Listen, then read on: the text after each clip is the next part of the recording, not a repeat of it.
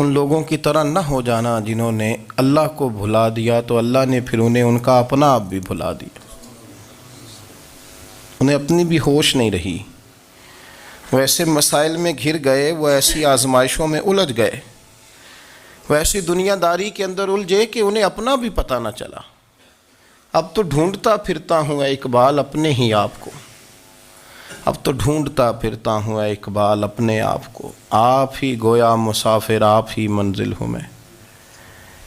جب انسان خدا فراموش ہوتا ہے تو خود فراموش ہو جاتا ہے۔ ہمارا بڑے زمانے سے تکیہ ہے، کبھی امریکہ پر، کبھی یورپ پر، کبھی برطانیہ پر، کبھی مالداروں پر، کبھی اسلحے والوں پر۔ اس کا نقصان یہ ہوا کہ اپنا کوئی وجود نہیں رہا، اپنا کوئی نظریہ نہیں رہا، اپنی کو سوچ نہیں رہی۔ ایسے محسوس ہوتا ہے کہ کوئی منشور نہیں، کوئی دستور نہیں، لگام منہ میں ہے اور اس کا سرا کسی کے ہاتھ میں ہے، وہ جدھر چاہتا ہے ہمیں گھما لیتا ہے۔ اللہ فرماتے ہیں یوں نہ ہو جانا کہ تم رب کو بھلا دو اور پھر تمہیں اپنا آپ بھی بھول جائے۔ اولئک ھم الفاسقون، فرمایا یہ وہ لوگ ہیں جو نافرمان ہیں اللہ کے، یہ نافرمان ہیں۔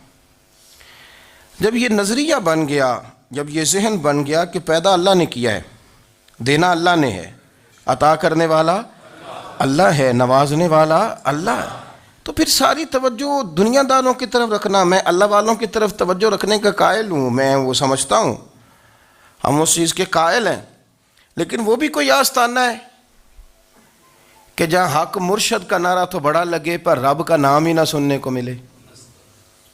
یہ بھی کوئی بات ہوئی کہ جہاں یہ تو نعرہ زور سے لگے کہ جیوے جیوے مرشد جیوے، لیکن استغفار کا درس ہی نہ ملے۔ جہاں ہر وقت یہ بتایا جائے کہ یہاں آ گئے تو بچ گئے، کیسے بچیں گے؟ میرے رسول پاک علیہ السلام کا دروازہ سب سے بڑا دروازہ ہے، حضور کا دروازہ سب سے بڑا دروازہ ہے، لیکن میرے دوستو یاد رکھنا، نبی پاک علیہ السلام نے بھی لوگوں کو جب رستہ دکھایا ہے تو رب کریم کا رستہ دکھایا ہے، اللہ کا رستہ دکھایا، اللہ کریم کا رستہ دکھایا، لوگوں کو رب کی طرف توجہ کرائی۔ میرے رسول کریم سید عالم صلی اللہ تعالیٰ علیہ وسلم نے لوگوں کی اللہ کی جانب توجہ کرائی اور لوگوں سے یہ کہا کہ وہ اپنے رب کریم کی جانب اپنا ذہن رکھیں، اپنی توجہ اپنے اللہ کی جانب مبذول کریں۔ میری بات کو اچھے طریقے سے سمجھیے گا، علم اللہ تبارک و تعالیٰ عطا کرتا ہے تو اسے اللہ کی عطا ہی سمجھنا چاہیے۔ کچھ لوگوں کے پاس علم ہوتا ہے پر علم نافع نہیں ہوتا، وہ ٹامک ٹونیاں مارتے رہتے ہیں ساری زندگی۔ علم کو اللہ کی عطا سمجھیں، اپنی عقل پر، اپنے شعور پر زیادہ بھروسہ نہ سمجھیں، نظر اللہ پہ رکھیں۔ حضرت مولا علی شیر خدا کرم اللہ تعالی وجہہ الکریم سے کسی نے پوچھا تھا بڑا عالم کون ہوتا ہے؟ ہمارے ہاں تو اب وہ والے عالم پائے جاتے ہیں نا، اللہ ماشاءاللہ، جو ممبر پہ بیٹھتے ہیں تو دعوے ہی دعوے ہیں، ممبر پہ بیٹھتے ہیں تو دعوے ہی دعوے ہیں، اس طرح کے عالم ہمارے ہاں پائے جاتے ہیں، وہ ہر بات میں دعویٰ کرتے ہیں، میں یہ کر دوں گا، میں وہ کر دوں گا۔ یہ مزاج علماء کا نہیں۔ حضرت علی المرتضیٰ سے کسی نے پوچھا بڑا عالم کون ہوتا ہے؟ فرمایا بڑا عالم وہ ہوتا ہے کہ جسے مسئلے کا پتہ نہ ہو تو وہ کہہ دے مجھے نہیں پتہ، میں پتہ کر کے بتاؤں گا، غلط بات بیان نہ کرے۔ امام مالک سے کسی نے کوئی مسئلہ پوچھا تو آپ فرمانے لگے مجھے اس سوال کا جواب نہیں آتا، ہمارے بزرگ سمجھاتے کیا ہیں؟ وہ کہنے لگا آپ اتنے بڑے امام ہیں تو اس سوال کا جواب نہیں آتا۔ آپ فرمانے لگے اگر مجھے ہر سوال کا جواب آتا پھر تو میں خدا ہوتا، مجھے ہر سوال کا جواب نہیں آتا، مجھے تو اتنا آتا ہے جتنا میرے رب نے مجھے عطا کر دیا ہے۔ اپنی نظر اللہ پہ رکھیں، نکل آئیں اس معمے سے باہر کہ میں کوئی بلا ہوں، مجھے بڑا پتہ ہے، میرے پاس 6 ڈگریاں ہیں، مجھے 10 جگہ پہ تدریس کا شغف حاصل ہے، اس سے نکلیں باہر۔ قرآن مجید دیکھیے گا، اللہ تعالیٰ نے ارادہ قدرت فرمایا کہ میں حضرت آدم کو بناؤں گا، پھر بنانے کے بعد فرمایا فرشتوں سجدہ کرو آدم کو، سب نے سجدہ کیا الا ابلیس ابا واستکبر وکان من الکافرین، سب نے سجدہ کیا سوائے ابلیس کے، اس نے انکار بھی کیا، تکبر بھی کیا اور کافروں میں سے ہو گیا۔ تو یہ جب اللہ تعالیٰ نے سجدہ کرایا تو کیسے کرایا؟ اللہ تبارک و تعالیٰ نے نا حضرت آدم کو علم سکھایا خود، وعلم آدم الاسماء کلہا، خود اللہ فرماتے ہیں کہ میں نے جناب آدم علیہ السلام کو تمام اشیاء کے نام سکھائے، سب اشیاء کے نام سکھائے. تو وہ چیزیں پھر میں نے اللہ فرماتے ہیں میں نے فرشتوں پہ پیش کی. میں نے کہا کہ بتاؤ ان کے نام کیا ہے. تو فرشتوں نے جو جواب دیا وہ سمجھنے والا ہے. اللہ نے چونکہ خود علم سکھایا تھا حضرت آدم کو، جناب آدم سکھایا تھا، لیکن فرشتوں کو نہیں سکھایا تھا. تو اللہ کریم نے فرمایا فرشتوں اب یہ بتاؤ ان چیزوں کے نام کیا ہیں. تو فرشتے کیا کہتے ہیں؟ فرشتے عرض کرتے ہیں قالوا سبحانک لا علم لنا. آپ کبھی یقین کریں اس چیز کی لذت لیں تو مزہ آ جائے.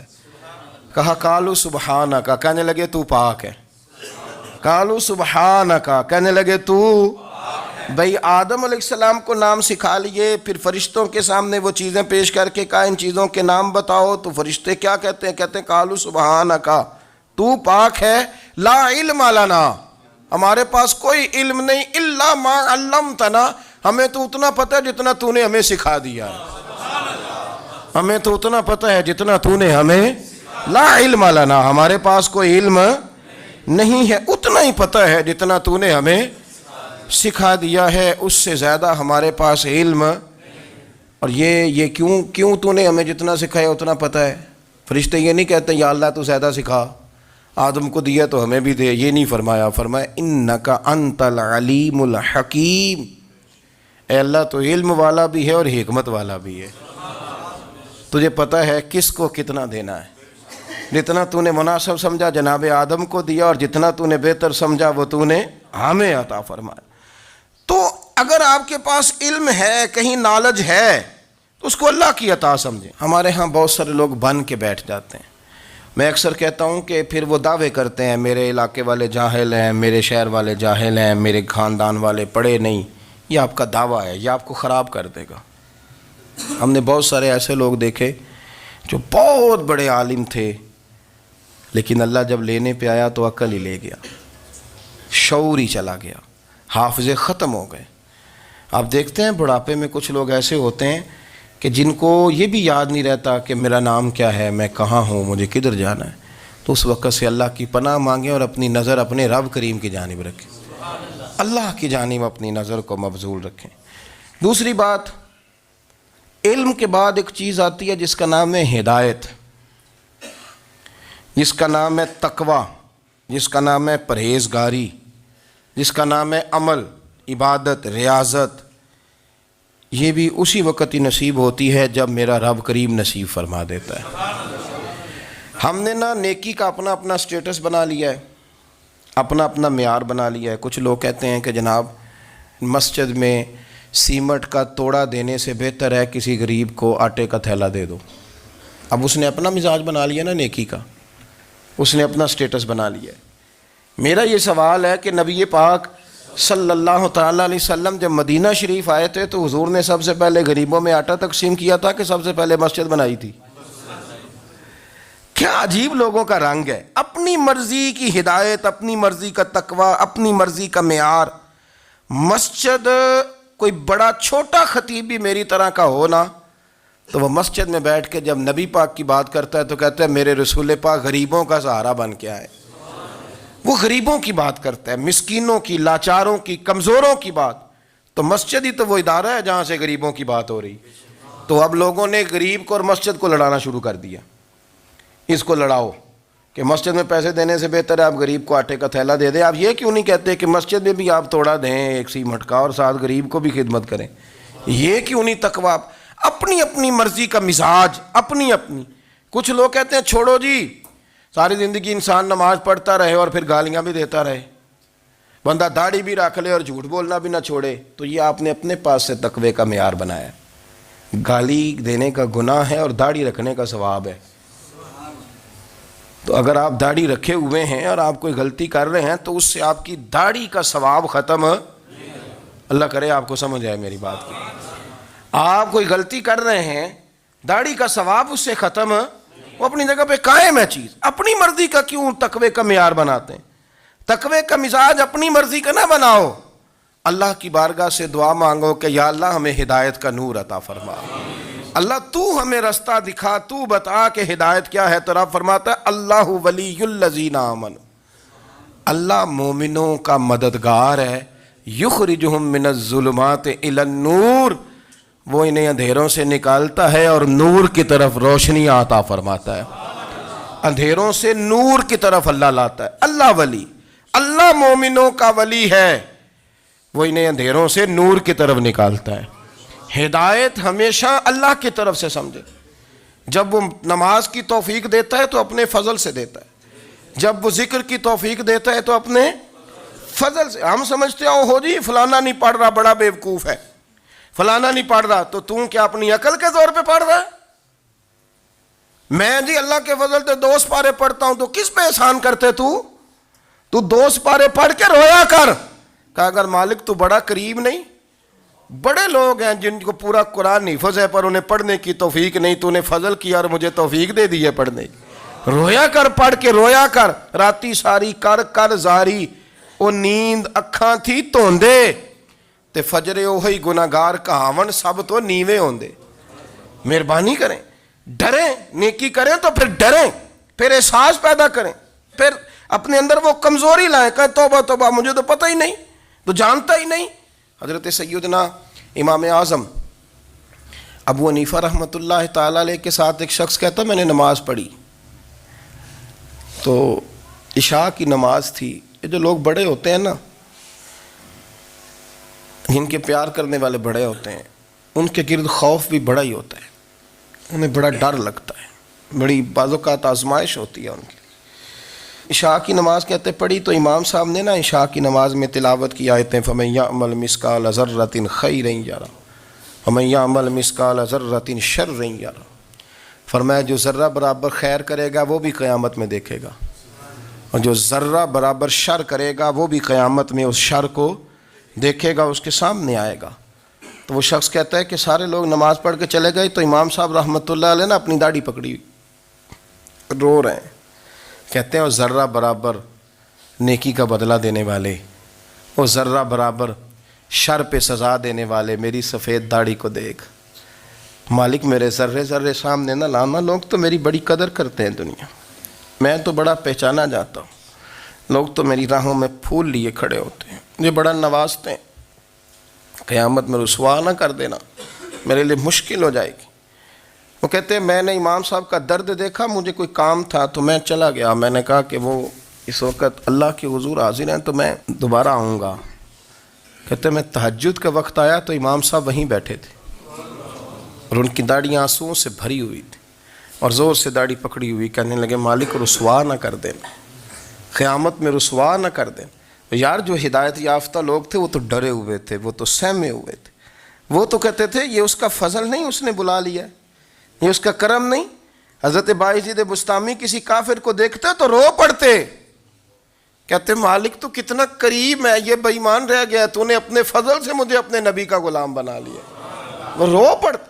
یہاں تو لوگوں کا دعویٰ ہی بڑا ہے، نمازی اللہ خیر فرمائے وہ تو دوسروں کو گھورتا ہے، وہ کہتا ہے جنت کا میں مالک ہوں، کنجیاں میرے پاس ہیں، میں کسی اور کو گھسنے نہیں دوں گا، اور اگر 2-3 حج کر لے تو پھر تو وہ کہتا ہے کہ اب میرے سے پوچھ کے لوگ جنت میں جائیں گے معاذ اللہ، اور اگر وہ 2 4 5 7 دفعہ کوئی نفل پڑھ لے تو پھر وہ کہتا ہے چھوڑیں جی سارے لوگ بے عمل ہیں، میں اکیلا نیک ہوں۔ نہ ایسا کریں، اپنی توجہ اپنے رب پہ رکھیں، اپنی توجہ اپنے معین الملت والدین، عطائے رسول، ہند الولی، غریب نواز، خواجہ معین الدین چشتی، حضرت خواجہ اجمیر، شاہ اجمیر، والی ہندوستان، آخری عمر میں نا سارا دن روتے گزر جاتا، ساری رات روتے گزر جاتی، ذرا سی کوئی بات کرتا تو رو پڑتے ہیں، آنکھیں آنسوؤں سے بھری رہتی۔ کئی دفعہ اپنے بھی پریشان ہو جاتے ہیں نا کہ یار تو ایک بات کی جان ہی نہیں چھوڑ رہا، تو خواجہ قطب الدین صاحب بختیار کاکی سے لوگوں نے کہا کہ آپ مرشد سے بات کریں، اتنا بھی تو نہیں نہ رونا چاہیے، ہر وقت اس کے آنسو کی کریے، عاشق دا کام ہی رونا تونا تے بھی نہ رویو نہیں منظوری، یہ عاشق سدا ہی روندا رہندا ہے، پاویں وصل ہوئے تے پاویں دوری، ہر وقت رونے کا کیا مطلب ہے؟ تو خواجہ قطب صاحب کہتے ہیں میں قریب گیا تو میں نے پیر دبائے، میں نے کہا سونیا لوگ تو کچھ بھی نہیں کرتے، تو نے تو کمال کر دیا، 90 لاکھ آدمی مسلمان کر دیا، دنیا کچھ نہیں کرتی. تو نے 50 سال ساری رات مصلے پہ بیٹھ کے رب راضی کیا. تو شہزادہ تھا, حضور کی اولاد تھا, لیکن معین الدین تیرا ایک پلاٹ بھی نہیں. تو نے طالب علم پالے, انہیں غریبوں کو دیا, تو نے نوازا. کوئی شے نہیں تیرے پاس, ہر چیز تو نے. ساری رات روتے ہو, سارا دن روتے ہو. تو خواجہ قطب الدین صاحب کہتے ہیں میں نے جب عرض کیا تو خواجہ صاحب مجھے گلے لگا لیا, چیخ مار کے روئے. کہنے لگے قطب الدین پتر داڑھی سفید ہو گئی, جانے کا وقت آ گیا.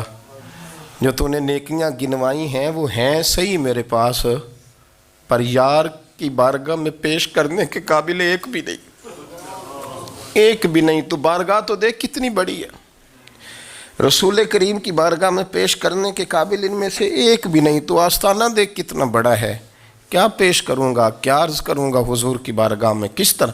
وہ یار جو بڑے تھے وہ تو ڈرے ہوئے تھے, سہمے ہوئے تھے, وہ تو بڑی آزمائش میں تھے. لیکن میرا اور آپ کا رٹا 2 نمازیں پڑھ کے 6 نمازوں کا دعویٰ کرنا اور لمبی چوڑی کہانیاں بنانا اور اپنے منہ سے اپنی تعریفیں کرنا, اس سے تھوڑا باہر آئیں. رزق بھی میرا اللہ ہی دیتا ہے, علم بھی اللہ دیتا ہے, رزق بھی. بڑے بڑے فقیروں کو مالدار ہوتے دیکھا, بڑے بڑے مالداروں کو فقیر ہوتے دیکھا. بڑے بڑے, میرے ایک بڑا سخی قسم کا سجن ہے, بڑا پیارا ہے, میں اسے سخی مانتا ہوں. میں نے اپنی پریشانیوں کے دنوں میں بھی اس شخص کو سخی دیکھا. ایک دن رات کو مجھے ٹیلی فون کر کے کہنے لگا کدھر ہو. میں نے کہا میں گھر ہوں. نہیں اکثر سفر میں ہوتے ہو نا. میں نے کہا نہیں طبیعت کیسی ہے, ٹھیک ہے, بس حال چال پوچھنا تھا. میں نے سمجھائی, میں نے کہا یار یہ کوئی مسئلہ ہے, ورنہ رات کے 2 بجے کوئی حال پوچھنے کو فون تو نہیں نہ کرتا, کوئی مطلب ایسا تو مسئلہ نہیں نا. تو میں نے بیک کال کی, میں نے کہا یار میری بات سن, مسئلہ کیا. کہ نہیں کچھ نہیں دل کر رہا تھا. میں نے کہا میری گل سن, رہے ہیں اسی 4-5 سال کٹھے, میں تین جاننا, اصل بات کر. کہنے لگا مکان بھی بڑا ہے, سارا کچھ ٹھیک ہے, پر وہ بڑا ہی بے نیاز ہے. کچھ حالات اس قسم کے آ گئے ہیں کہ لوگوں کو بتاؤں بھی تو لوگ ماننے کو تیار نہیں. زیادہ نہیں, مجھے نا تھوڑے سے پیسوں کی ضرورت ہے, کوئی 15-20 ہزار اگر مل جائیں میری ضرورت. آپ یقین کریں میں روتا رہا ساری رات. میں نے کہا مہربانہ تیرا کس طرح کریں گے. اس سے لے کے زمانہ استعمال کرتا تھا, پر بے پرواہی ویخ نہ سجڑ دی, جتھے کسے دی پیش نہ جاوے انہیں تاجاں والے در در رولے تے منگتے ہیں تخت بٹھاوے. سجنا کسے نو کارا مل دئی, کوئی کعبے خالی آوے. واللہ خیر الرازقین, وقت تو دائیں بائیں نہ جا, رزق تو تجھے میں دوں گا, میں ہوں بہتر رزق دینے والا. بڑے بڑے بادشاہ, بڑے بڑے شہنشاہ, بڑے بڑے لوگ, ہاتھوں میں کاسے, فقیریاں. ربیعہ کہا کرتی تھیں, بڑی نیک اور صالح خاتون تھیں. وہ کہتی ہیں کہ میں نا بڑے امیر آدمی کی بیوی تھی, اپنے شوہر کے ساتھ چھت پہ بیٹھی تھی, تو نیچے فقیر مانگنے والا آیا. نے بڑے درد سے صدا کی, تو میں نے اپنے شوہر سے کہا کچھ دے دیں. کہا دفع کر, ان لوگوں نے دھندا بنایا ہوا ہے. کہتی میں میکے سے بھی بڑا مال لے کے آئی تھی, میرے ماں باپ بڑے امیر تھے, تو میں نے نا چوری اپنے خامہ سے نظر بچا کے باتھ روم جانے کے بہانے گئی, اور نیچے جا کے 5 دینار میں نے اس فقیر کی ہتھیلی پہ رکھے. کہتے ہیں اس نے 5 دینار دیکھے, پھر میری طرف دیکھا تو میں نے اس کی آنکھوں میں آنسو چمکتے دیکھے. کہنے لگے بی بی رب تیرا بھلا کرے, میں 3 دنوں کا بھوکا ہوں. کہ وہ چلا گیا. میں گھر آ گئی, جب باہر آئی تو میرا شوہر کہنے لگا تو اتنی اب اتنی تو تیز ہو گئی ہے, اور تو اتنی خود مختار ہو گیا, میرے بغیر پوچھے مال خرچ کرے گی, جا تجھے 3 طلاقیں. کہتی میں بالدار اور وزادار باپ کی بیٹی تھی, طلاق لے کے گھر آئی تو میرا باپ ٹوٹ گیا, چارپائی پہ چلا گیا. اوہو یہ کیا بن گیا.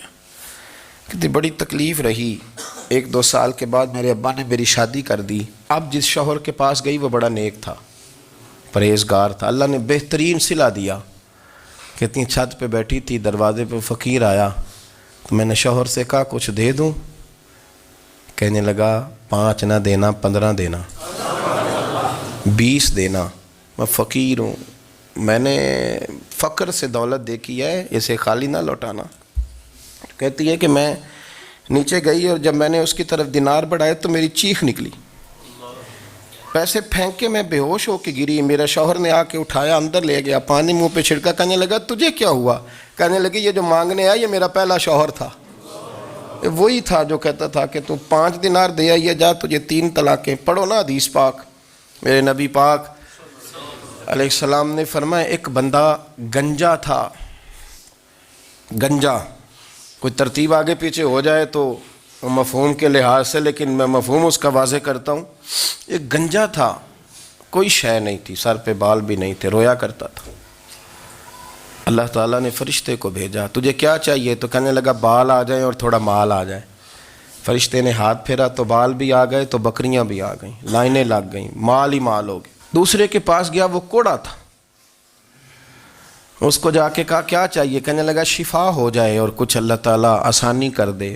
شفا بھی ہو گئی، گائیں بھی دے دی، بھینسیں بھی دے دی، مال ہی مال ہو گئی۔ پھر ایک کے پاس گیا، وہ اندھا تھا، تجھے کیا چاہیے؟ اس نے کہا آنکھیں مل جائیں اور کچھ ساتھ اللہ مال دے دے۔ اونٹ ہی اونٹ ہو گئے۔ جب بڑا نواز دیا تو پھر مالک نے امتحان لینے کا ارادہ کیا، یاری تیری سونا ہے پر آزمائشاں بھی تیریاں اگ، آزمائشاں تیریاں، صحیح کہہ رہا ہوں، آزمائشاں تیریاں، یاری تیری سونا ہے پر آزمائشاں تیریاں، اے سونا پرکھیا جامدائی پہلو نہ لگاں دے لگ۔ اللہ نے فرمایا آزمائش کرو۔ سب سے پہلے گنجے کے پاس آئے، اسے کہا اللہ کے رستے میں کچھ دیکھا نہیں لگا، میرے خرچے ہی بڑے ہیں، دیکھو تو صحیح کتنی مشکل میں وقت گزارتا ہوں، حال ہی کوئی نہیں۔ تو اس نے کہا میں نے تو سنا ہے تو گنجا اور بھوکا ننگا تھا۔ کہنے لگا میں تو جدی پشتی رئیس اعظم ہوں، تو یہ کس پاگل نے کہا ہے بھاگ جا؟ اس نے کہا اچھا جیسے تو تھا ویسے ہی ہو جائے۔ کھیت کھلیان اجڑ گئے، پھر سے گنجا ہو گیا۔ حضور علیہ السلام فرمانے لگے، پھر وہ اس کے پاس گیا جو کوڑا تھا، اسے کہا کچھ دے، کہنے لگا خرچے ہی بڑے۔ اب پوچھ لیں کسی امیر آدمی سے، کہے گا چکی کے نیچے ہاتھ ہے میرا، میرے سے زیادہ تو اب پریشان بندہ ہی کوئی نہیں، کیا بتاؤں آپ کو، اتنا ٹیکس ہے، اتنا جرمانہ ہے، فلانی شے، بڑا کچھ گنواتے ہیں لوگ۔ اس نے کہا میں نے تو سنا تو پہلے کوڑا تھا۔ اس نے کہا جا دوڑ جا، میں تو رئیس اعظم ہوں، دادا بھی پردادا بھی اور ساری نسل ہی۔ اس نے کہا اچھا جیسے تو تھا ویسے ہی ہو جائے۔ پھر وہ گیا اندھے کے پاس اور جا کے کہا اللہ کے نام پہ کچھ دے۔ تو کہنے لگا رب کے نام پہ؟ یہ کھڑے ہیں اونٹ، جتنے تیرے دل کرے لے جا۔ اس نے کہا کیا معنی اس بات کا؟ کہنے لگا یار تجھے کیا بتاؤں، میں تو اندھا تھا، میں نے تو کبھی دنیا دیکھی نہیں تھی، پھر اس کریم نے فضل کیا تو مجھے بڑا کچھ دکھایا، میں کیا بتاؤں، میرا دل کر رہا ہے کہہ دوں کہ پھر اس نے کعبہ دکھایا، پھر اس نے روضہ رسول دکھایا، پھر اس نے ریاض الجنہ کے سجدے دکھائے، پھر اس نے اپنے محبوب کے دروازے کی رونقیں دکھائیں، اس نے بڑا کچھ دیا، اس نے بڑا نوازا۔ میرے پاس تو شاید میں بدکار پرانا خادم، کسے در ملی نہ ٹوئی، اے واصف یار نے نظر جو کی تھی پھر واصف ہی ہوئی، یہ تو اس کا کرم ہوا۔ تو یہ وہ کہنے لگا تو اللہ کے نام پہ جان مانگ، میں وہ بھی دینے کو تیار، میرے پاس تو شے کوئی نہیں تھی، مجھے تو اپنا پتہ ہے، میں تو کوئی شے نہیں تھا، کچھ نہیں تھا میرے پاس، یہ تو ان کا کرم ہے کہ رخ ان کا ادھر ہے، اور مختصر سی میری کہانی ہے، یہ جو بھی ہے ان کی مہربانی ہے۔ تو وہ کہنے لگا میں بھی کچھ لینے نہیں آیا تھا، تیری آزمائش ہی کرنے آیا تھا، تیری عزتیں بھی سلامت رہیں گی، تیرا مال بھی سلامت رہے گا، تیری شفا بھی۔